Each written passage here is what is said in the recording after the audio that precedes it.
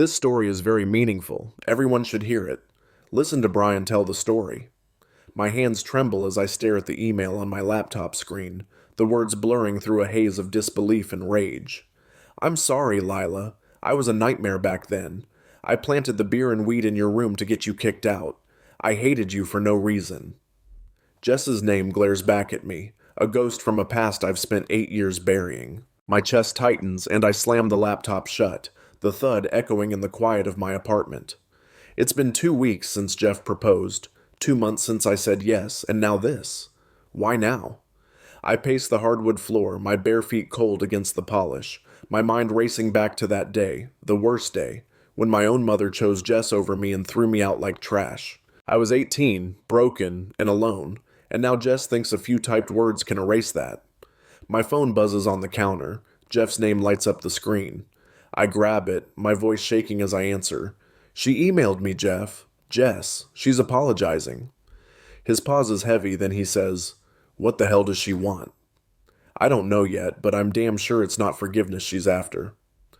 My name's Lila Carter, 26 years old, and I've clawed my way out of a life that tried to drown me. I'm engaged to Jeff Dawson, the funniest, kindest guy I've ever met, who just happens to be the heir to Dawson's Eats, a restaurant chain his dad built from nothing. I met him 4 years ago on a dating app, back when I was still piecing myself together. Overweight, insecure, fresh out of community college, living off the generosity of my best friend Amy's family. Jeff didn't care about any of that. He saw me, really saw me, and now we're planning a wedding. But my past, it's a mess of jagged edges. My parents split when I was 2. My dad vanished except for the child support checks, and my mom, Marissa, was too busy chasing her own life to raise me. Nannies and babysitters were my real family until she met Matt, my stepdad, when I was 13. That's when Jess, his daughter, stormed into my world and turned it into a war zone. I've spent years building something solid, something mine, and now Jess's email threatens to crack it all open again. I sit on the couch, pulling my knees to my chest, the soft fabric of Jeff's old sweatshirt brushing my skin. The memory of that day floods back uninvited. It was a Saturday, just weeks before my 18th birthday, the air thick with summer heat, sticky and suffocating. I'd left my room unlocked, a stupid mistake. While I showered, the steam still clinging to my skin as I stood under the hot water, trying to wash away the exhaustion of another day dodging Jess's venom. The water was still dripping from my hair, pooling on the tile floor when I heard the pounding on the bathroom door. "Lila, get out here now." My mom's voice was sharp, venomous, slicing through the quiet like a blade. My stomach dropped, a cold dread creeping up my spine. I fumbled with my towel, my hands shaking as I pulled on a t-shirt and shorts, the damp fabric sticking to me uncomfortably. My heart thudded in my chest, loud and erratic, as I pushed the door open and stepped into my room. There they were, Mom, Matt, and Jess, waiting like a tribunal, their faces a mix of fury and smug satisfaction. Mom held up empty beer bottles, the glass glinting under the harsh light of my ceiling fan, and a baggie of weed, dangling it between her fingers like evidence in a courtroom. Her eyes blazed with disgust, her lips curled into a sneer. "This yours?" she spat, her voice dripping with accusation. I froze, my mouth dry, words caught in my throat like sandpaper. "No, I swear," I managed, but she didn't let me finish, her hands slashing through the air to silence me. "Don't lie to me, Lila," she screamed, stepping closer, the bottles clinking in her grip. Her perfume, that cheap floral scent she always wore, hit me like a wave, making my head spin. "I knew you were trouble, but this? Drugs? Booze? In my house?" Her voice rose, shrill and unhinged, and I flinched, my back pressing against the wall. Matt stood behind her, his broad frame filling the doorway, his face blank as always, like he was watching a movie he didn't care about. Jess, though, she was the worst. She leaned against my desk, her arms crossed, her blonde hair falling over one shoulder, a smirk tugging at her lips. Those green eyes of hers glittered with something dark, something triumphant, and I knew right then, she'd done this. She'd planted it all, turned my safe space into a trap. "I don't know how that got there," I said, my voice trembling, my hands balling into fists at my sides. "It's not mine, Mom, I swear. Jess, she must have—" Mom laughed, a harsh barking sound that made my skin crawl. "Oh, don't you dare blame her. Jess wouldn't touch this filth. You're just jealous, always have been. You'll never be half the girl she is." The words hit me like punches, each one sinking deeper, tearing at the fragile threads of hope I'd clung to for years. I looked at Jess, pleading with my eyes for her to admit it, to stop this, but she just tilted her head, her smirk widening into a full grin. Maybe if you weren't such a loser, Lila, you wouldn't need to make up stories, she said, her voice syrupy sweet, laced with poison. My chest burned, anger and hurt twisting together, and I took a step forward, my voice rising. You did this. I know you did. But Mom grabbed my arm, her nails digging into my skin, and yanked me back. Enough, she roared. I'm sick of you, Lila. Sick of your whining, your eating everything in the house, your uselessness. You're out. Get your shit and go. My breath caught, panic flooding me. What? Mom, no, I have nowhere to go. Tears welled up, hot and stinging, but she didn't care.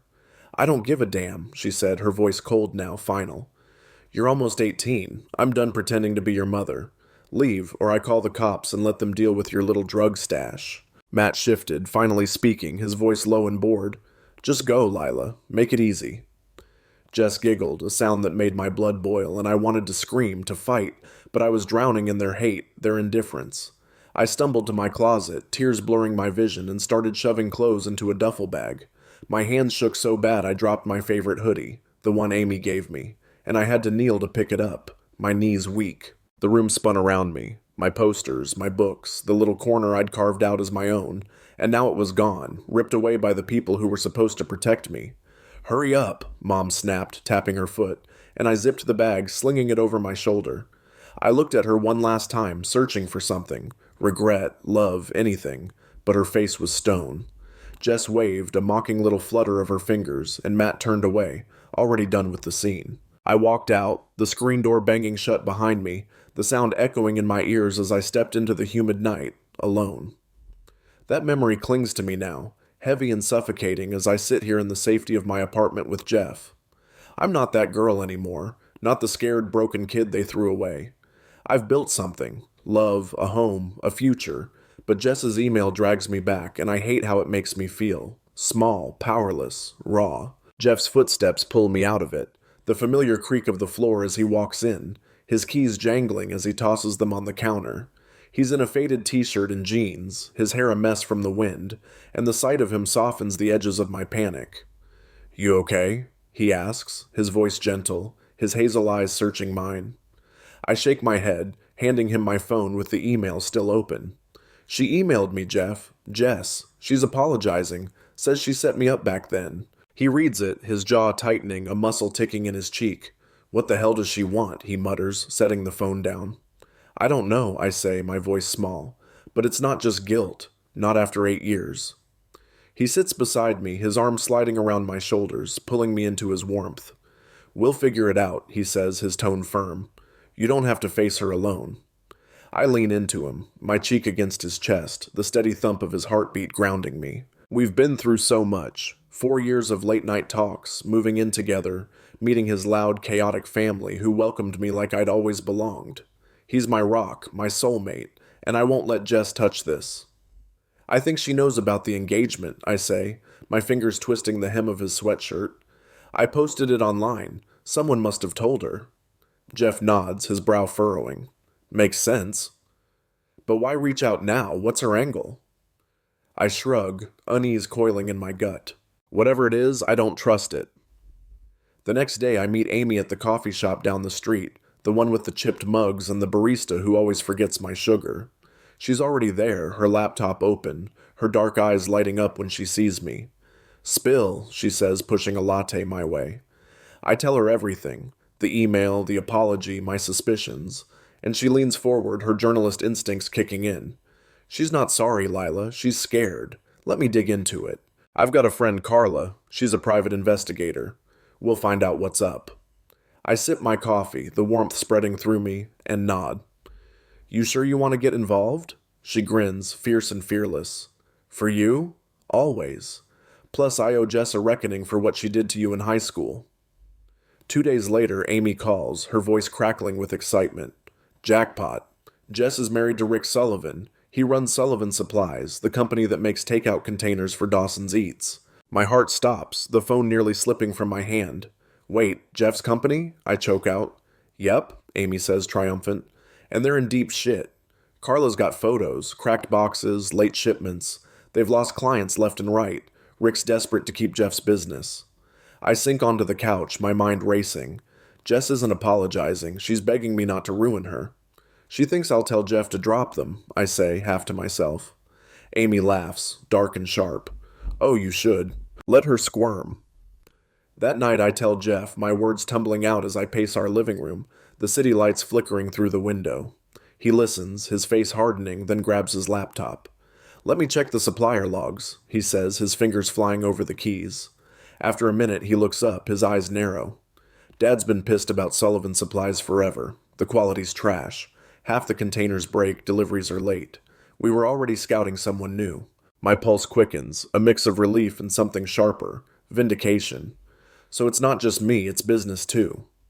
He nods, a slow smile spreading. Yeah, and if Rick's tied to Jess, I'm cutting them loose tomorrow. I bite my lip, a thrill running through me. She'll lose it. Jeff pulls me close, his hands warm on my waist. Good, she deserves it. We call Tyler the next morning, Jeff's best friend and a lawyer with a knack for turning chaos into wins. He shows up at our place, all sharp suit and sharper grin, a coffee in hand. So your stepsister's husband is screwing us over? He says, flopping onto the couch. Tell me everything. Jeff hands him the supplier files, and I fill in the rest. Jess's email, her past, my suspicions. Tyler flips through the papers, whistling low. This guy's a goldmine of bad decisions. Overpriced junk, late deliveries. We can ditch him no problem. If he pushes back, we sue. Defamation's on the table if Jess keeps running her mouth. I hesitate, my stomach twisting. She's already emailing me again, saying I'm ruining her life.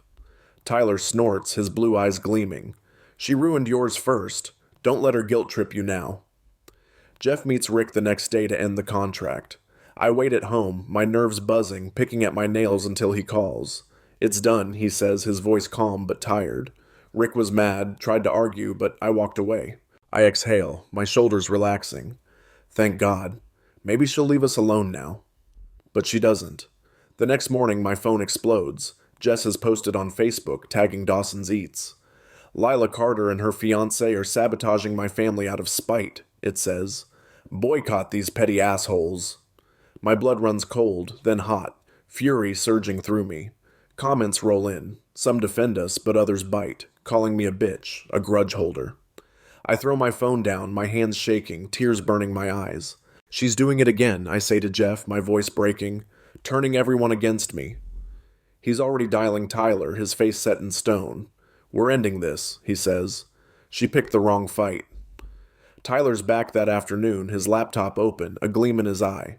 This is defamation, plain and simple. We've got Rick's shitty track record, the post, everything. We'll sue and win. Amy swings by too, her energy electric. I've got an article ready. Jess is bullying, the setup, all of it. Old classmates are backing you up. It's live tomorrow. I hug her, my throat tight. You're amazing, she winks. I know. Then Carla calls, her voice low and urgent. Rick tried to jump Jeff in a parking lot last night. Tyler got it on video. Full swing, missed, but it's assault. My jaw drops, fear and anger crashing together. Is Jeff okay? I ask, my voice shrill. He's fine, she says. Tyler scared Rick off. You've got him now. The lawsuit's a bloodbath. Tyler and Jeff's dad's lawyers shred Rick and Jess. Piles of evidence stacked against them like a house of cards waiting to collapse. Invoices for overpriced, shoddy products. Photos of cracked takeout containers spilling food. The damning Facebook post with its venomous lies. And that grainy parking lot video where Rick's fist swings wild and misses Jeff by inches. Tyler's voice narrates the clip in court, cool and cutting. Exhibit 12, the defendant's husband attempting assault after a lawful contract termination. The judge's gavel falls like thunder, and they lose, hard, forced to pay damages, retract every word, and eat the humiliation in front of a packed courtroom. Jess glares at me from across the room, her face twisted with hate, her green eyes burning holes through me, but I don't flinch. Rick slumps beside her, his once cocky posture deflated, his tie loose like he's already given up. My mom's there too, in the back row, her shrill voice piercing the air as she tries to shout, "You're a disgrace, Lila! You ruined us!" Security grabs her arms, dragging her out as she kicks and screeches, her heels scraping the floor. I don't look back, not at her, not at Jess, not at the wreckage of a family that never wanted me. My heart's pounding, but it's not fear anymore. It's triumph, raw and electric, pulsing through me like a live wire. Weeks later, I'm standing in the middle of a Dawson's Eats dining room, the one Jeff's dad reserved for our wedding. My dress is soft ivory, hugging my frame just right, the lace brushing my skin as I turn to catch Jeff's eye. He's in a sharp black tux, his hair tamed for once, and his grin, God, that grin, lights up the room. His hand finds mine, warm and steady, and I squeeze it, feeling the weight of the ring he slipped on my finger 2 months ago. Amy's nearby, fussing with her bouquet, her dark hair spilling over her shoulders as she laughs with Tyler, who's already cracking jokes about stealing the spotlight as best man. The air smells of roasted chicken and champagne, the chatter of guests blending with the clink of glasses. Outside, fireworks crackle and bloom against the night sky, casting flickers of gold and red through the windows. The past is ash behind me, scattered and gone, and as I stand here with Jeff, I know I've won. Not just the fight, but my life, the one I built from nothing when they left me with less than that. But it's not over. Not yet. The victory's sweet, but there's a shadow lurking, a nagging itch I can't shake. It starts 2 days after the lawsuit when I'm sorting through wedding RSVPs at our kitchen table, Jeff humming in the background as he chops vegetables for dinner. My phone buzzes, an unknown number flashing on the screen. I almost ignore it, but something, instinct maybe, makes me pick up. "Hello?" I say, cautious. A gravelly voice answers, low and unfamiliar. "Lila Carter? You don't know me, but I know you. Name's Vince. Used to work for Rick Sullivan." My breath catches, my fingers tightening around the phone. "What do you want?" I ask, my voice sharper than I mean it to be. Jeff glances over, his knife pausing mid-chop, his brow furrowing. Vince chuckles, a dry, humorless sound. "Relax, kid. I ain't here to threaten you. I'm here to warn you. Rick's not done. He's pissed. Real pissed. And he's got friends who don't play nice. Watch your back." The line goes dead before I can respond, leaving me staring at the screen, my pulse racing. "Who was that?" Jeff asks, wiping his hands on a towel as he steps closer. I swallow hard, setting the phone down. "Some guy named Vince, said he worked for Rick. Said Rick's coming for us." Jeff's jaw tightens, his easy calm replaced by something harder. He's bluffing. They've got nothing left. But his eyes flicker with doubt, and I feel it too, a cold prickle of fear creeping back in. I tell Amy the next morning, meeting her at her cluttered apartment, papers and coffee cups strewn across her desk. She's in reporter mode, her laptop open, fingers poised over the keys. "Vince, huh?" she mutters, typing fast. "Let me call Carla. If Rick's planning something, she'll sniff it out." I nod, sinking into her couch, my hands twisting in my lap. "I thought it was over, Amy. The lawsuit, the post, I thought we'd buried them." She looks up, her gaze fierce. "You did. But people like Rick and Jess don't go quiet. They lash out. We'll handle it." An hour later, Carla's on speakerphone, her voice crisp and no nonsense. "Vince Malloy," she says, "ex-employee of Sullivan Supplies, fired 6 months ago for skimming cash. He's legit. He's got no love for Rick. Word is, Rick's been meeting some shady types downtown. Loan sharks, maybe. They're broke, Lila, and desperate." My stomach twists, a sour taste in my mouth. "What do they want from us?" I ask. Carla's quiet for a beat, then says, "Revenge or money. Probably both." Jeff calls Tyler that night, and we huddle in our living room, the three of us around the coffee table, tension thick in the air. Tyler's tie is loose, his sleeves rolled up, but his grin's still sharp. "Loan sharks? Oh, this just got fun," he says, cracking his knuckles. "If Rick's dumb enough to come after you, we've got the law on our side. Assault, harassment, whatever. He'll dig his own grave." Jeff leans forward, his voice low. "I don't care about the law right now, Ty. I want her safe." He looks at me, his eyes dark with worry, and I reach for his hand, my fingers lacing through his. "I'm fine," I say, forcing strength into my voice. "We've beaten them before. We'll do it again." But inside, I'm not fine. I'm scared, angry, tired of this ghost of my past clawing its way back. 2 days later, it escalates. I'm walking home from the grocery store, bags swinging in my hands, when a black sedan pulls up beside me, the window rolling down slow. A guy leans out, mid-30s, buzz cut, a scar slicing across his cheek. "Lila Carter?" he says, his voice flat. My heart slams against my ribs, and I step back, clutching the bags tighter. Who's asking? I snap, my voice steadier than I feel. He smirks, his eyes cold. Friend of a friend. You cost Rick a lot of money. He don't like that. Maybe you should think about making it right. I glare at him, adrenaline pumping. Tell Rick to go to hell. He's got nothing on me. The guy laughs, low and mean, then peels away, tires screeching. I stand there, shaking, the streetlights buzzing overhead until I can breathe again. I call Jeff, my voice trembling as I tell him, and he's there in 10 minutes, pulling me into his arms on the sidewalk, his grip fierce. Nobody's touching you, he growls, his breath hot against my hair. I swear it.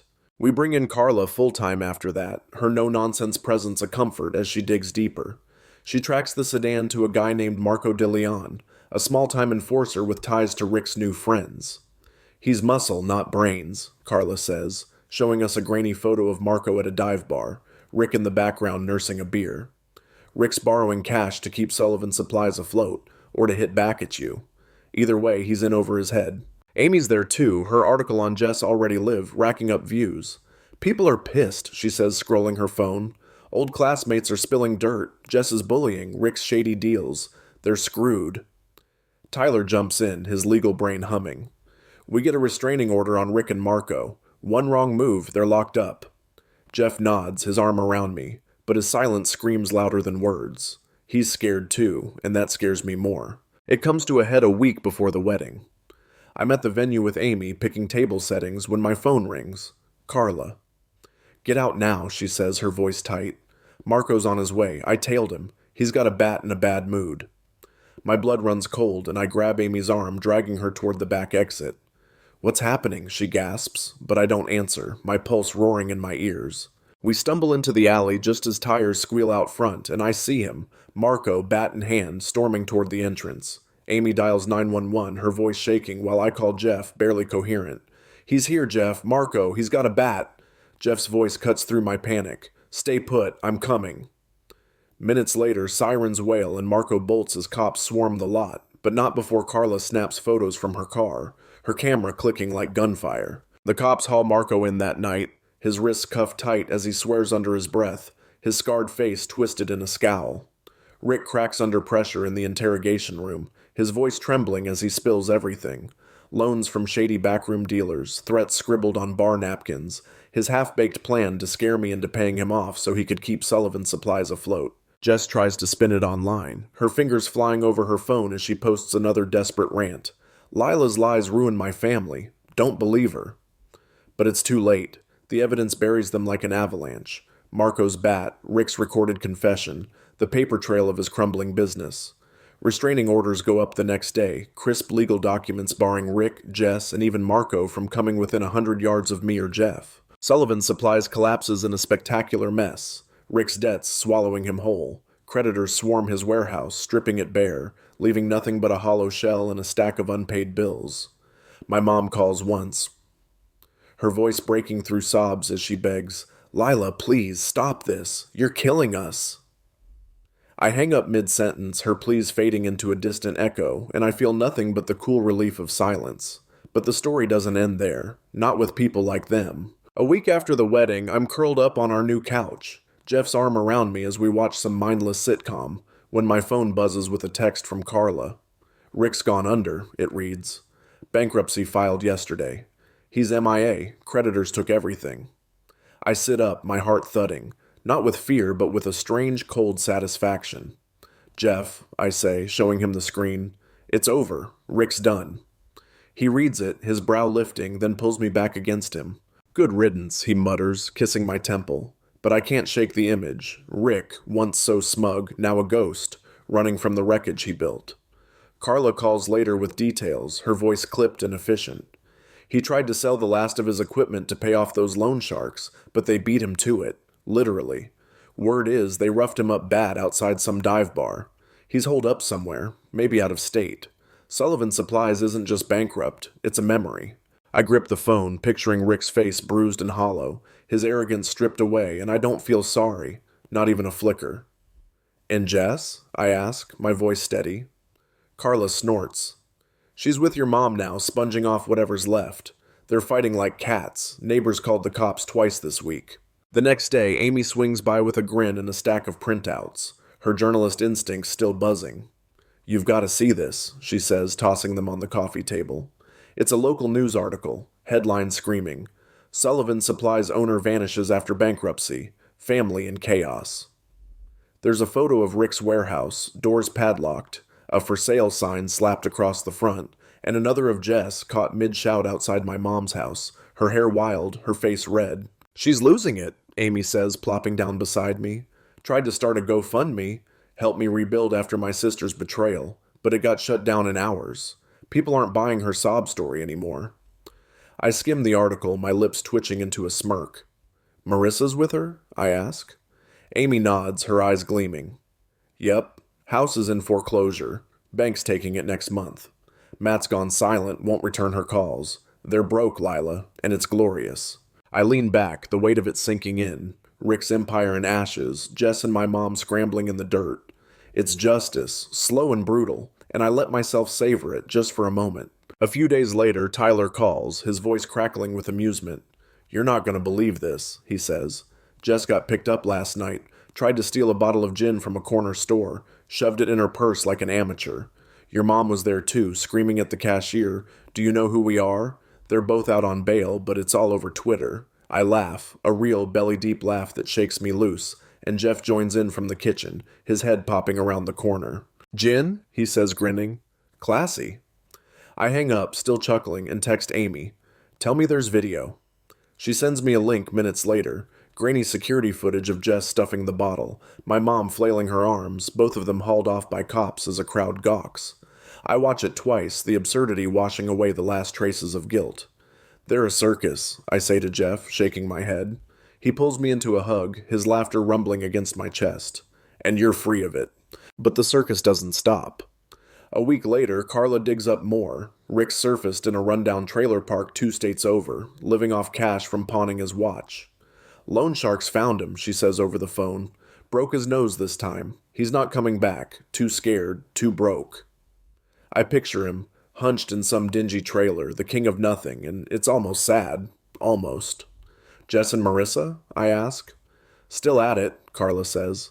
"Marissa tried to sell some old paintings online, called them family heirlooms, got laughed off the listing.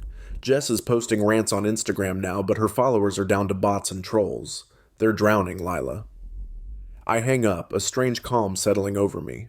Rick's a fugitive from his own life, Jess and my mom clinging to scraps, their pride in tatters. It's not just collapse, it's obliteration. The final piece falls a month later when Matt sends me that letter, slipped under our door like a whisper from the past. "Lila," he writes, his handwriting shaky. "I'm leaving Marissa and Jess. They're poison, and I should have seen it sooner. House is sold, bank took most of it. I'm heading west, starting over. You were right to fight. Good luck." I read it aloud to Jeff, my voice catching, and he whistles low. "Didn't think he had it in him," he says, folding the paper. I stare at it, a mix of shock and closure washing over me. Matt, the silent shadow, breaking free too. "They've got nothing left," I say, and it's true. Rick's a broken man, Jess and Marissa are pariahs. Their world shrunk to a foreclosed house and petty crimes. I tuck the letter away, stepping onto our porch, the evening air cool against my skin. The stars glitter, sharp and bright, and I breathe deep, letting it all go. Time rolls on and our house becomes a haven. Amy's loud debates over dinner, Tyler's off-key singing at game nights, Jeff's quiet strength filling every corner. One evening I find an old diary in a moving box, pages yellowed, my teenage scrawl spilling out fears and dreams. I flip through it, then set it aside, no need to relive what's gone. Jess and Marissa fade to rumors. Whispers of Jess working some dead-end job, Marissa begging neighbors for loans, their name's a punchline in town. Rick's a ghost, lost to his debts and demons. I'm here with Jeff, with a life they couldn't break. The past isn't just ash, it's dust, blown away. And as I lean against Jeff on the couch, his arm around me, I know I've won everything that matters. The wedding day dawns bright, the sky a clear blue that stretches forever, and as I walk down the aisle, my dress whispering against the floor, Jeff waits at the end, his smile soft and steady. Amy cheers from the front row, her voice cutting through the murmurs while Tyler winks, leaning against a pew like he owns the place. I feel it. Freedom, hard won and mine, pulsing through me like a heartbeat. The fireworks burst overhead that night, a riot of color against the dark, and I know they can't touch me anymore. Not Rick, not Jess, not my mom. As I sit on the couch with Jeff, his arm draped over my shoulders, the glow of the TV flickering across the room, I think about everything that's happened. Rick's fall, Jess and Marissa's unraveling, the way my life turned from a nightmare into something I'm proud of. It's quiet now, just the hum of the fridge and Jeff's soft breathing beside me, but the echoes of the past still linger, not as ghosts to haunt me, but as lessons carved deep into who I am. I learned that you can't choose the family you're born into, but you can choose the one you build. Jeff, Amy, Tyler, even Carla, they're my people, the ones who stood by me when blood turned its back. I learned that fighting for yourself isn't selfish, it's survival, and sometimes it's the only way to break free from the chains others try to lock you in. Rick thought money and threats could save him. Jess thought lies and spite could keep her afloat. Marissa thought loyalty to her golden child could rewrite the truth, but they were wrong. They built their lives on sand, and when the tide came, it washed them away. Me? I built mine on rock, step by painful step, and it's still standing. There's a power in letting go, too, not just of the hurt, but of the need to prove anything to people who'll never see you. I don't need Jess's apology, Rick's regret, or my mom's approval. They don't define me anymore. What defines me is this: the laughter in our house, the ring on my finger, the way I can look in the mirror and see someone who didn't give up. Life's messy, brutal even, but it's yours to shape if you're willing to grab it with both hands and hold on tight. Rick's a shadow now, lost to his debts and desperation.